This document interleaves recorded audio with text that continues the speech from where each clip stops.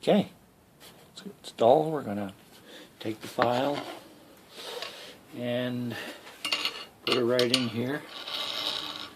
Okay, at this angle, put a hand there to brace it and push. 1, 2, 3, 4, 5. Then skip 1. 1, 2, 3, 4, 5. Skip this tooth. 1, 2, 3, 4, 5. And then every other one.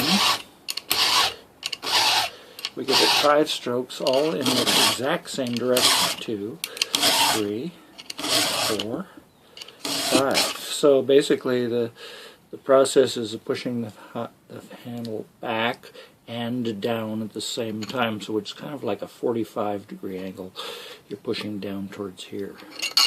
So this controls the aggressiveness of the tooth. Oops, better hold that thing steady. 3, 4, 5. It's got to be held steady, and that way the file goes in the same track each tooth. You know, it's headed towards some vanishing point down here in this direction. 1, 2, 3, 4, 5. 2, 4, 5.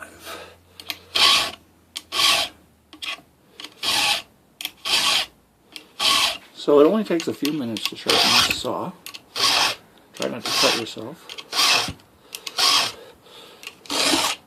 You know, there's maybe 50 teeth on here, 75. So you want to give each one of them, in this case, 5 strokes.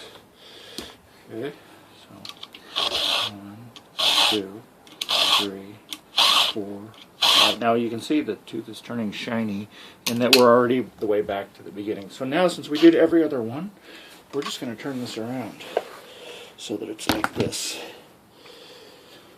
And what that's going to do is it's going to let us cut diagonally opposite that direction into this direction. 1, 2, 3, 4, 5. So basically the height of the tip of the file, if it's high, you'll have an angle. You don't want that. You want this horizontal. You don't want the angle to be low, because then it'll carve a big trough out of this tooth in the wrong spot. So we want the trough that the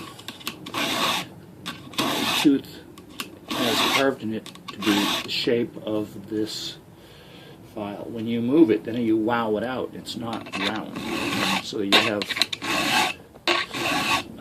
dulling of thinner metal because it's pointed. Because you tweaked the file as you were pushing. You know, like some people like to go whoop. You can't do that. And then every once in a while there's sawdust that builds up in the teeth of the file. So you just tap the file on something like the bar, and you'll dislodge some of that fine steel sawdust.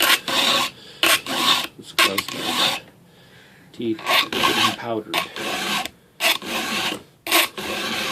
This camera can't really show you a close-up of the tooth pattern on the file, but if it could, it would be like right in there.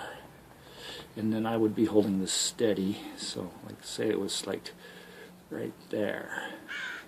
Hey, this thing takes pretty good close-ups. Oh, hey, let's put it in front of the light. Does that... See, on the monitor, the light is totally ruining the shot, so let's pull it out of there. Okay, and then we're continuing in... Use a screwdriver handlebar. Stabilize the chainsaw while you're pushing. You actually can't really push, because if you push, you'll push so hard that the file will jump out of the cut, and then your hand will come down here and it'll gouge your finger on one of these things. And you usually get some kind of a gash from the saw slipping during the sharpening process. So this would be really nice if there was an anvil with a big old honking vice clamp to it right here.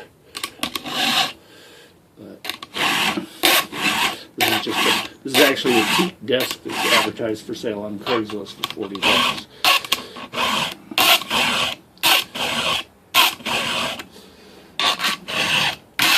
So now we go way down to the end. And as long as you can stabilize the tip of the saw, you're okay sharpening way out on the end here. 1, 2, 3, 4, 5. Just bring this on down so that the next tooth is exposed. And you can do an uninterrupted switch from one tooth to the other. So if you were in time, 6, 7, 8, 9, 10. Okay, we're done. So that's it. That's basically how you sharpen chainsaws.